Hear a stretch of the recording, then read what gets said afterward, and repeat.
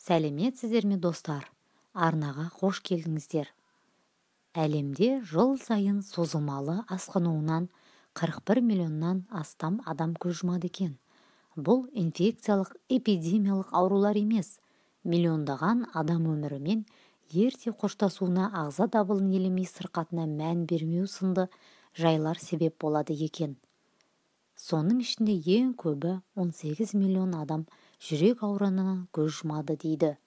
Оның арасында 30-ға жетпеген жастар да бар. Құрметті оқырман, біздің арнамызды 86% тіркеусіз қарайды екен.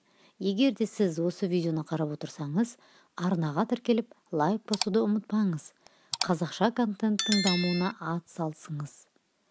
Жүрегі кенеттен тоқтап қалыпты.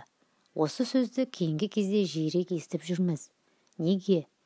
Әрдайым анық байқала бермейтін, бірақ жүректегі кінәратты білдіретін мына жағдайға назар аудару өте маңызды. Жүрек ауруының жасырын белгілері. Кеуде тұсындағы жайсыздық. Бұл жүректе ақау бар екенін білдіретін ең көп кездесетін белгі.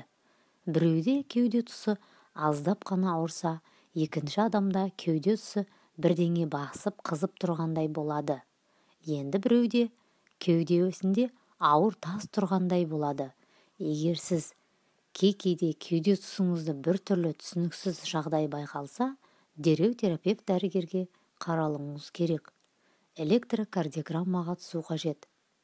Басталып келе жатқан жүрек ұстамасы осындай белгі береді.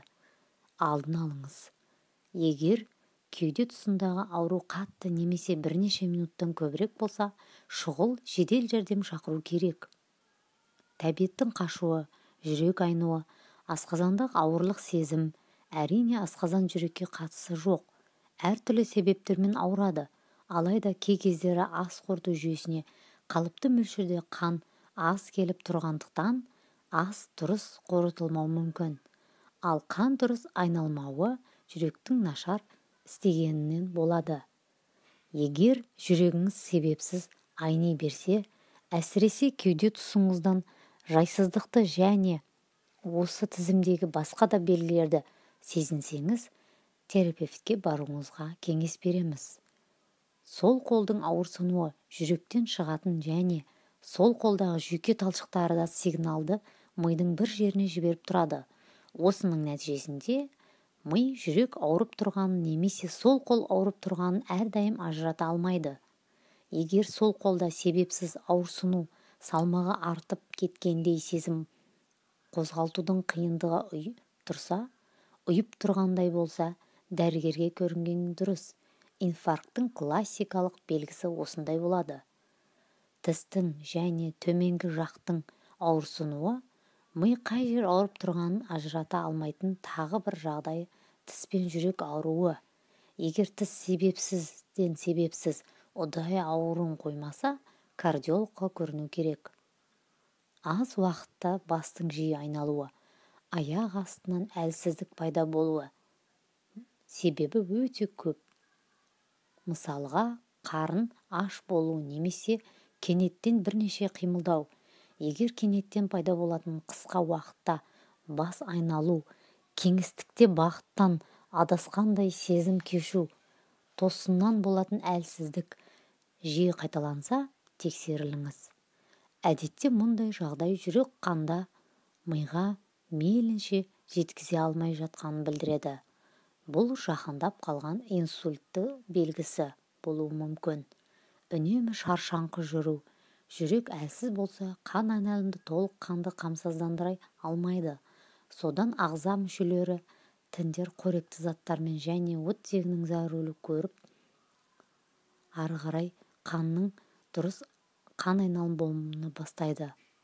Аман қалу үшін организмнің маңыздылық деңгейі төменірек ағзаларға ең әуелі қол-аяққа ағатын қанды азайтып, оны жүрекке, миға, өкпеге қарай жіберіп отырады. Содан қол не аяқта әлсіздік ұйып қалу болады. Жансыздану сияқты сезімдер басталады. Адам үнемі шаршап жүреді. Егер мұндай жағдай сізге таныс болса, кардиологтың кеңесін алыңыз.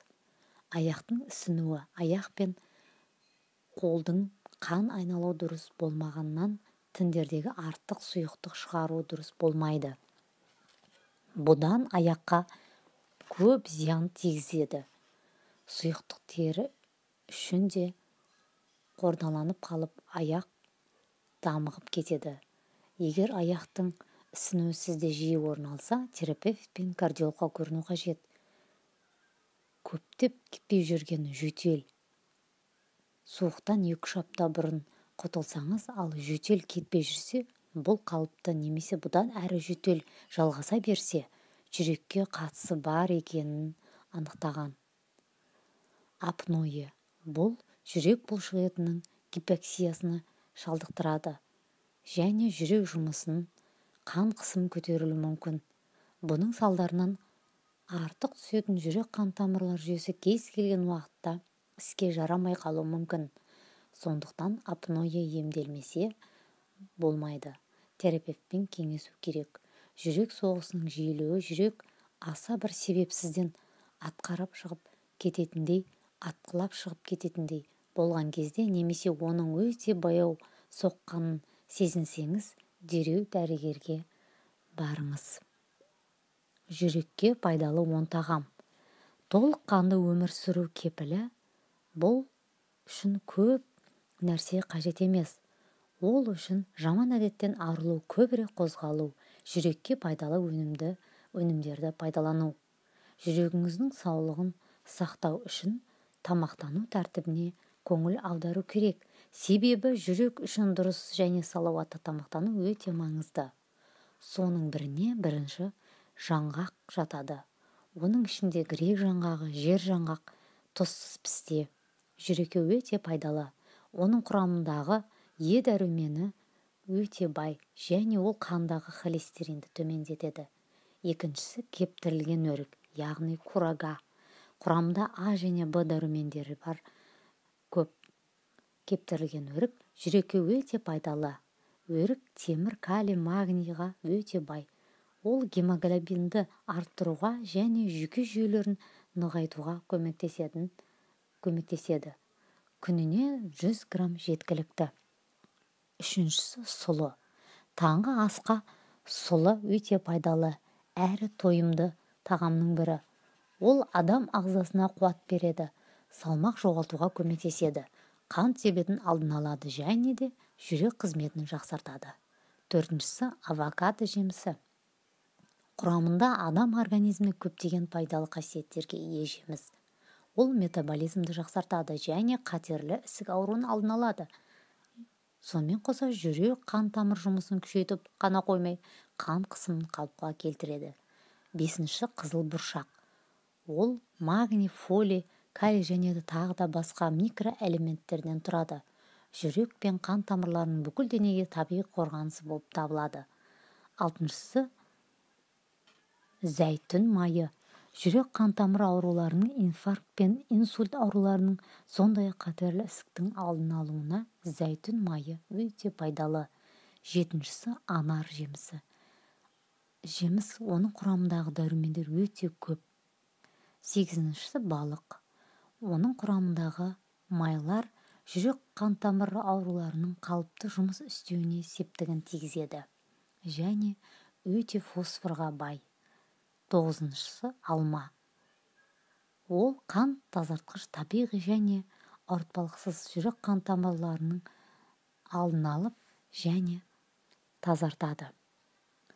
Құрметті оқырман, видеоны жақындарыңызбен және достарыңызбен бөлісіп қоюды сұраймын. Ем болсын достар.